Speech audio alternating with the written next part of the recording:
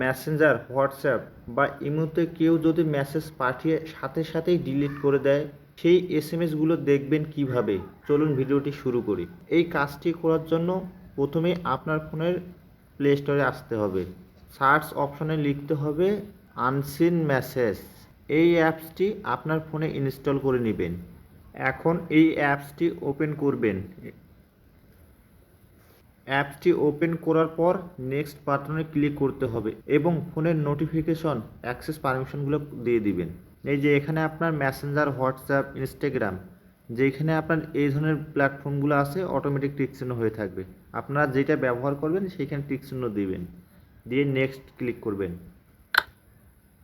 এখন এই অ্যাপসটার পারমিশন দিতে হবে। ব্যাক দিলাম। এখন যাতে অ্যাড পুনরায় না দেখায় এজন্য আপনারা ডোন্ট শো অ্যাগেন এখানে দিয়ে ক্লিক করবেন। এরপর আর একটু ছোট্ট কাজ আছে, আপনার অটোমেটিক একটি সেটিংসে নিয়ে আসবে। এইখান থেকে ব্যাক দিবেন, দিয়ে এই যে সেটিংস এখানে ক্লিক করবেন। করার পর এই ফোনের অ্যাপসের এই পারমিশন আরেকবার দিতে হবে। এই আপনার অ্যাপসের পারমিশন এখান থেকে দিয়ে দিতে হবে। এই যে আনসিন অ্যাপস, এইটার পারমিশন এখান থেকে দিয়ে দিবেন। এখানকার কাজ আপনার শেষ। এখন যদি আপনার হোয়াটসঅ্যাপ, মেসেঞ্জার বা ইনস্টাগ্রাম যেটা আপনারা পারমিশন দেবেন, সেইখানে যদি কেউ এসএমএস করে সাথে সাথে রিমুভ করে দেয়, তাহলে সেই এসএমএসগুলো আপনার হোয়াটসঅ্যাপ বা মেসেঞ্জার দেখতে না পারলেও এই অ্যাপসে এসে জমা হয়ে থাকবে। এখান থেকে আপনারা দেখতে পারবেন। সাপোজ আমি আমার অন্য একটি ফোন দিয়ে এসএমএস পাঠাই, এই ফোনে হোয়াটসঅ্যাপে পাঠাচ্ছি। আমি একটি এসএমএস পাঠাচ্ছি সাধারণত বোঝানোর জন্য।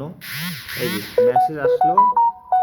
এখন আপনি হোয়াটসঅ্যাপে যান, এই যে দেখেন সেই এসএমএসগুলো এখানে আনসিন দেখাচ্ছে। আপনি এখন কেটে দিয়ে যদি ওই অ্যাপসের ভিতরে যান, এই যে আমার সামনে আছে, অ্যাপসের ভিতরে যাবেন, গিয়ে দেখবেন এই যে এখানে এই যে লেখাটাই আমার চলে আসছে। আপনি হোয়াটসঅ্যাপে দেখতে পারবেন না, কিন্তু এই যে হোয়াটসঅ্যাপে কিন্তু নাই, এখানে নাই, কিন্তু আপনি যখন এই অ্যাপসটাতে আসবেন তখন এই লেখাটি দেখতে পারবেন। তো এইভাবে করে আপনি হোয়াটসঅ্যাপ, মেসেঞ্জার, ইনস্টাগ্রাম যে কোনো জায়গায় আপনার আনসিন এসএমএসগুলো দেখতে পারবেন। ভিডিওটি ভালো লাগলে একটি লাইক, কমেন্ট এবং চ্যানেলটি সাবস্ক্রাইব করতে ভুলবেন না।